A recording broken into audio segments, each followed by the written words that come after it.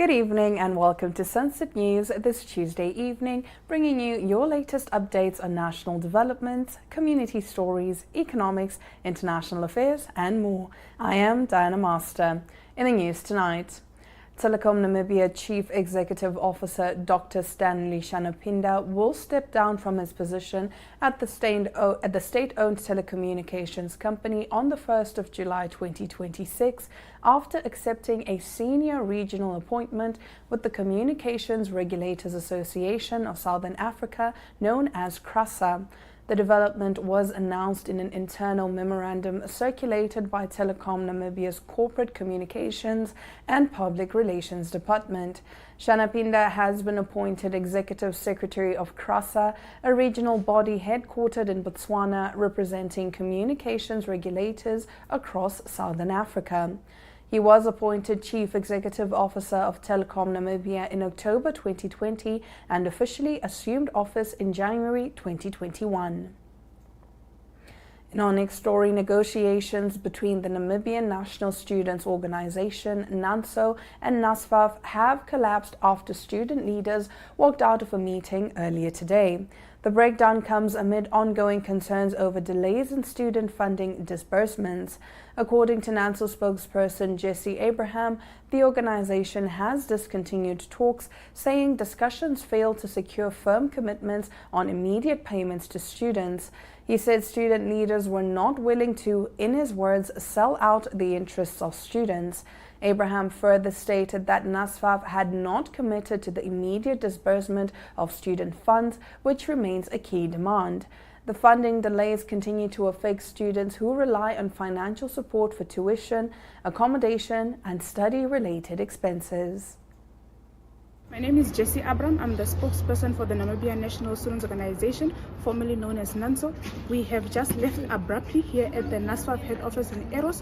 We were called to an urgent meeting by NSFAF to discuss, but unfortunately we had to leave because we will not negotiate, because our students are going into prostitution, our students have not gotten their non-tuition fees, our students will no longer negotiate. Inside that building is the Students' Union of Namibia and NASA negotiating with NSFAF on a deadline we will absolutely not agree on. Our stance is clear. We will not negotiate with NSFAF any further. Our numbers are ready to protest and shut down Government Park as communicated. Unfortunately, we will not negotiate with deadlines we are well aware of that NSFAF will not commit to. NSFAF has committed to dates in the past and have not honored them. So what makes these dates any different? So unfortunately, we will be leaving NSFAF. As students and trainees, we urge all of you and concerned Namibian citizens to show up in numbers at our protest to shut down Government Park.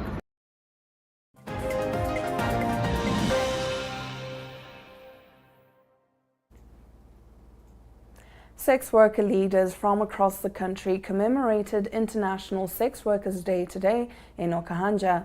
The event formed part of global observances recognizing the rights, dignity and lived experiences of sex workers. Speaking at the commemoration, Pity Peter, National Director of the Namibian Sex Workers Alliance, NAMSWA, said the day is significant in recognizing the dignity, rights, resilience and lived realities of sex workers worldwide. He said the engagement created space for reflection, shared learning and strengthening a more unified movement to advance rights and well-being. Peter added that members also participated in a collective review of the African Feminist Charter, contributing reflections and recommendations based on their experiences. NAMSWA said it continues to play a central role in promoting unity and strengthening advocacy around human rights, safety, dignity, health, and social justice. The Okahanja Magistrates Court has granted bail of $260,000 Namibian dollars to David van der Linden, who is facing charges linked to a large-scale cannabis cultivation operation near Hochveld, valued at between 52 million and 58 million Namibian dollars. The ruling has sparked concern among members of the public who had previously petitioned the court to deny bail, citing the seriousness of the allegations and the wider impact of drug-related crimes on families, young people, and communities across Namibia. In a statement issued on Tuesday, community activist Johannes Gerub Gaseb said the decision has raised questions about whether sufficient weight is being given to organized drug-related offenses within the justice system. While acknowledging the presumption of innocence, residents argued that public confidence may be undermined if serious offenses are perceived as being treated with leniency. Gaseb urged the judiciary to remain mindful of the broader social consequences when considering bail applications, saying the fight against drugs is not only legal, but a fight for the future of the country's children and families. And that brings us to the end of our top stories. After the break, we bring you our Community Talk segment. Namibia is a land of movement, with waves that never stop reaching forward. Here, adventure is not something we search for. It is something we are born into. In every corner of this country, creativity rises, from artists, from athletes, from dreamers. And when the world comes to explore Namibia, they discover something extraordinary. Because when sport moves people, creativity moves ideas, and tourism moves the world toward us. Something powerful happens. A platform where movement meets imagination, where industries connect, where opportunity grows, where Namibia's next chapter begins. Welcome to the Creative Sport Tourism Expo. Exhibit, partner, experience. Creative Sport Tourism.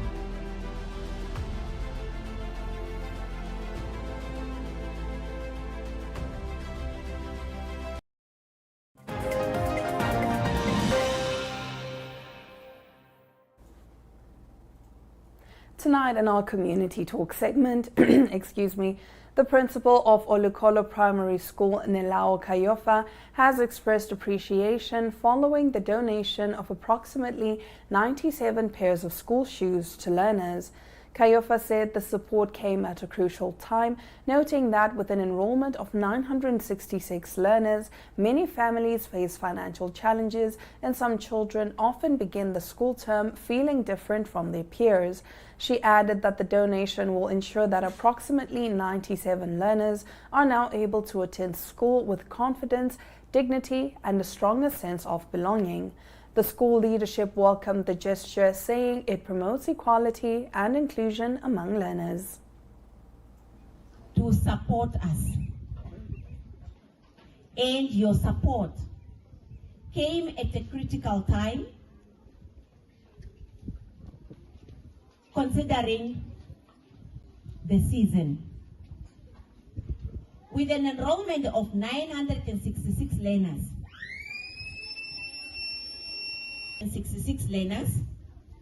many families at Olukolo Primary School might face financial challenges, and the cost of uniforms often means children start the term feeling different from all their peers.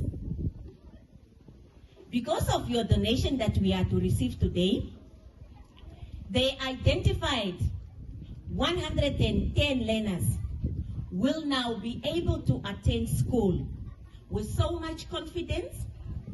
You have restored their dignity, and you have equally placed a very strong sense of belonging. A neat uniform does more than dress a child. It removes barrier to learning and reminds them that their community believes in them. Your commitment to education, your worship, and to the children of our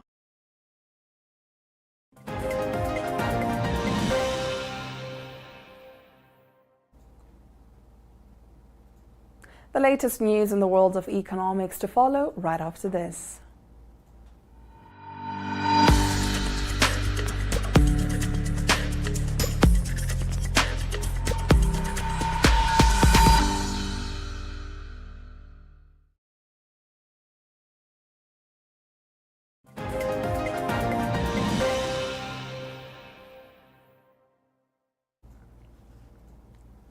Tonight in economic news, as Namibia continues expanding renewable energy production, global energy storage markets are experiencing rapid growth driven by rising demand for stable power systems.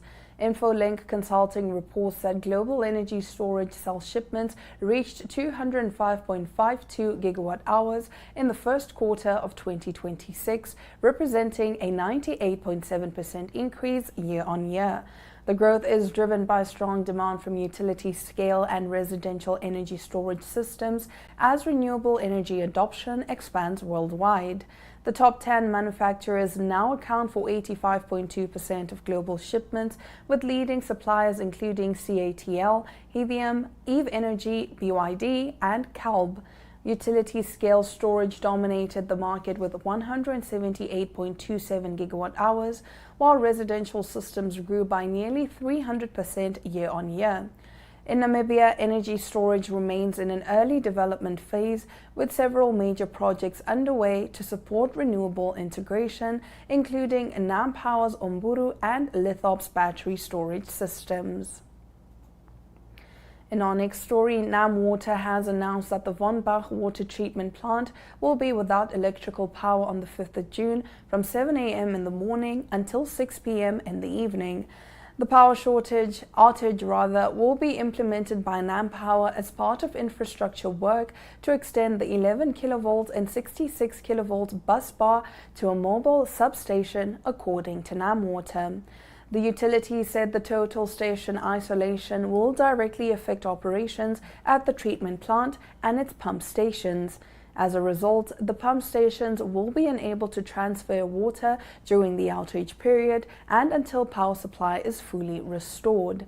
The interruption is expected to affect water supply to the city of Windhoek, the Okahandja municipality, and surrounding areas including Osona Village, Grossbarmen, Name Poultry Industries, Finkenstein, Herbertsblik, and Hosea Kutako International Airport, among others.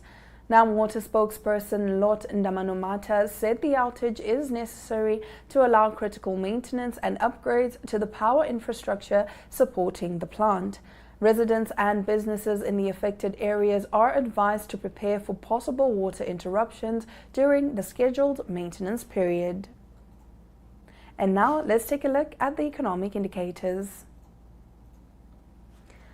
The Namibian dollar trades at 21.94 against the British pound, 18.98 to the euro, 16.31 against the US dollar, and 2 Namibian dollars and 41 cents buys you 1 Chinese yuan. All commodities are up, save for Brent crude oil, which took a dip of 0.37%, now trading at $97.91 per barrel. Namibia is a land of movement, with waves that never stop reaching forward. Here, adventure is not something we search for. It is something we are born into. In every corner of this country, creativity rises. From artists, from athletes, from dreamers. And when the world comes to explore Namibia, they discover something extraordinary. Because when sport moves people, creativity moves ideas, and tourism moves the world toward us. Something powerful happens. A platform where movement meets imagination, where industries connect, where opportunity grows, where Namibia's next chapter begins. Welcome to the Creative Sport Tourism Expo. Exhibit, partner, experience. Creative Sport Tourism.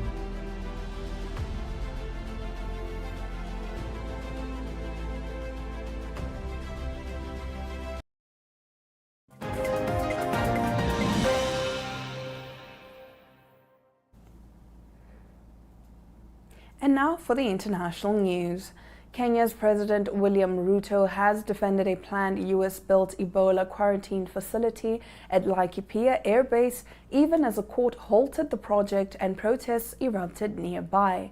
The facility, about 200 kilometers from Nairobi, was said to include 50 isolation beds for US nationals arriving from the Democratic Republic of Congo, where an Ebola outbreak is ongoing. Protests broke out on Monday over concerns about Ebola risks and use of Kenyan territory. Police responded with tear gas. Authorities could not confirm reported deaths, though at least 2 injuries were reported by the Red Cross. President Ruto said the facility forms part of Kenya's broader preparedness system and would serve both Kenyans and international partners. The High Court later extended a suspension of the project, ordering disclosure of all agreements within 7 days. Ghana and the United Kingdom have signed a £250 million partnership agreement aimed at strengthening economic growth and creating new opportunities. The agreement was signed during the Ghana-UK Investment Summit in London. It focuses on education, trade facilitation, private investment, and industrial development. President John Dramani Mahama said Ghana is recovering economically, noting a sharp drop in inflation from 23.8% in 2024 to 3.4% in April 2026. He also highlighted improved reserves, a stabilizing currency, easing interest rates, and upgraded credit outlooks. The partnership is expected to support long-term economic transformation between the two countries. And now let's take a look at the weather predictions. Winter can expect partly cloudy conditions. The coldest it will be is 9 degrees Celsius, and the maximum temperatures are expected to be at 21 degrees Celsius.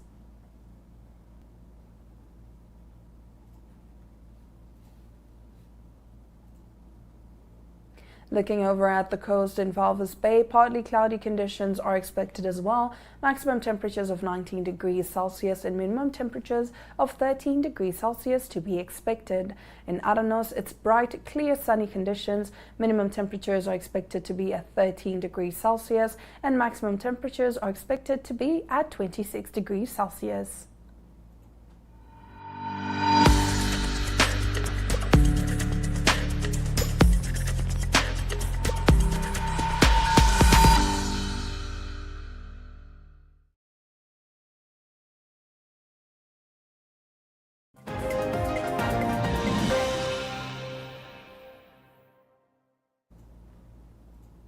And now, here's Adi Hohad with the sports news.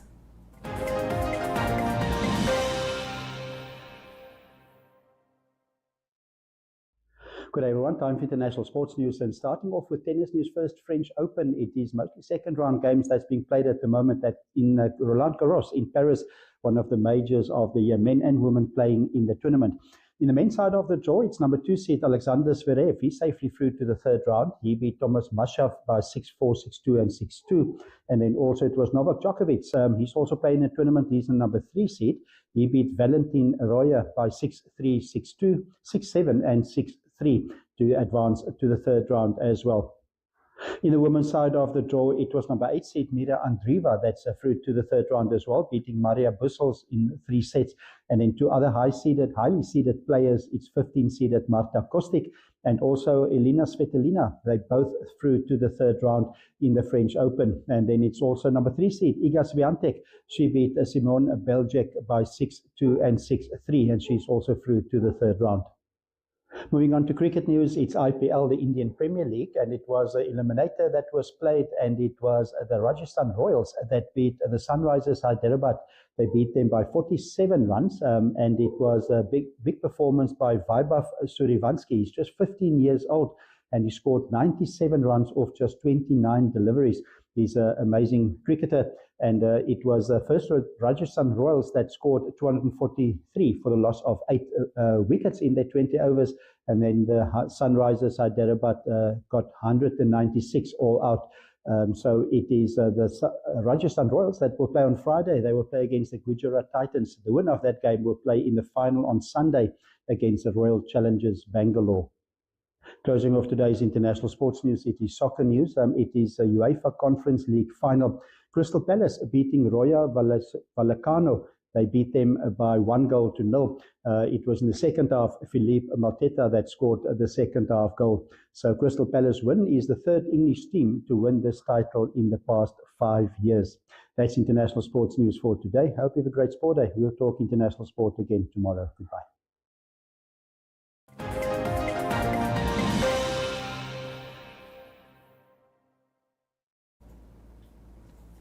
In another sports update, tennis coach Clifford Ngunavandu talks about his journey grooming players in the sport, guiding them from beginners who had never hit a ball before to competing on the country's biggest stage and breaking into the national junior top 10 rankings. Now coaching at Johan Theron Tennis School in Windhoek, he encourages coaches to allow players to make mistakes, saying analyzing those mistakes provides the best learning experience. He also called on coaches not to compete with one another, but to collaborate in order to collectively develop the country's tennis talent. Hi, my name is Clifford Ngunavandu. I'm a professional tennis coach at JTTS. Yes, I have been at BNC, but before I went to BNC, I was here at Johan Theron Tennis School for 9 years. And from 9 years, then I just started going solo, whereby actually we're interacting, like grooming players, like doing development on basis of like going to school, approach them and get players and start letting them into school leagues and all that. So, and that was actually the main goal of like grooming players and putting them into the national rankings so that they can be a part of the tennis program. And I have been with BNC for 2 years. And after 2 years, then I had a year contract, which was supposed to expire in the next following year. And the goal of the contract was to get much as possible players into the tennis program. So throughout that program, in the same year, I groomed 12 players, and in the next 2, then I groomed the next 22 players. So in all together, it was around 35 to 37 players that I groomed out. All of them never played tennis before in their lives, but the dedication and the effort and the love, the energy that they provided made it to a point whereby they are recognized now in the Namibian tennis world. So the majority of them are already ranked as a top 8 and top 5 and top 3 and number 2 and 1. So basically, the love of the game actually paid off.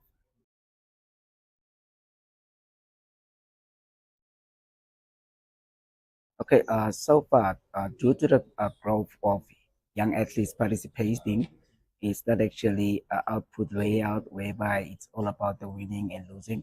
It's about the participation part, of which that they show their epic of interest into engaging into something where they see it will be difficult, but they started falling in love with it, and it makes it look easy as if they already knew it.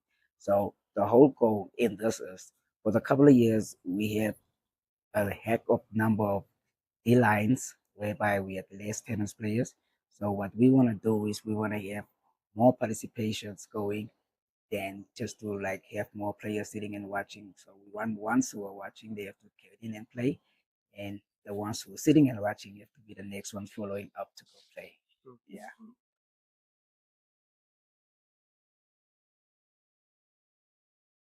All right.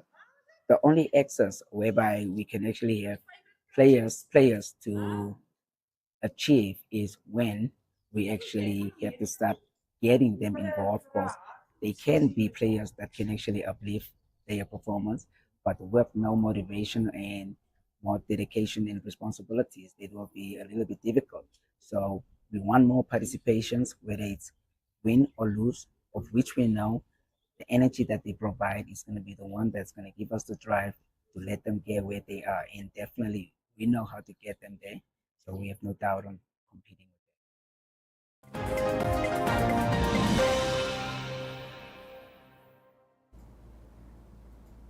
And with that, we've come to the end of the broadcast. I am Diana Master, and this has been Sunset News. Don't end your day without us.